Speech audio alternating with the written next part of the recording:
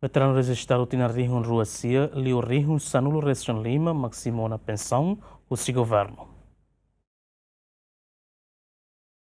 Foi na Surumalo o Presidente da República, Ramos Horta, segunda Ministro de Assuntos Combatentes Libertação Nacional, Zilda Costa Monteiro Ansoro Ateten, pagamento para veterano registrado Tina Rihun Ruacia, quase finaliza, não falta veterano nem atos e da resto no Maxidão Simo. Governante negarante cata que pagamento para veterano Sira se finaliza e a tempo bada, no nebele foco fale para serviço selo, nebe Ministério e a ONA.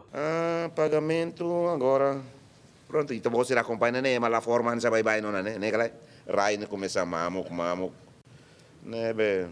To Horseik, sei falta 108 pessoas. Sei falta é matos e da wal. A moto que está sei lutiana, né? Rihun Sanulo Resin Lima, atos Lima, wal nulo Resin Sia. 15.589. Nem mais de sei lutiana. Agora, se sira mais metin de tansa ida liu bakota, não, o tu te clear, né? Fim do mês de janeiro, não o diana, mas como mais da ruma loron da mais lá toatos e da ruma mais doli manulo resende, né? Pronto, a mi lá tu ira morrem.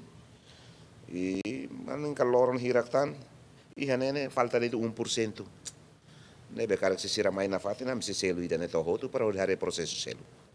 Lá a mi agora da que mo itu antes se ida bom, atendimento durante nene ida makasli umak dala ida de militar loron ida me aguenta to 8 horas kala. Mas bem, de resto ida ne hos 700 tun vale. Hos 700 ne tun dal ruma e a loron balo a me atende de tema facilita, los atende, facilita de tema be o al nulo racing 80 e tal pessoas.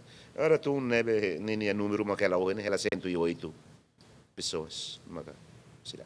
Total beneficiário será nebe a turreta pagamento para pensão veterano e a fase da hulu nebe a fulan dezembro tinancoto basic rehun sanulo recenen. Agostinho da Costa, Gemen.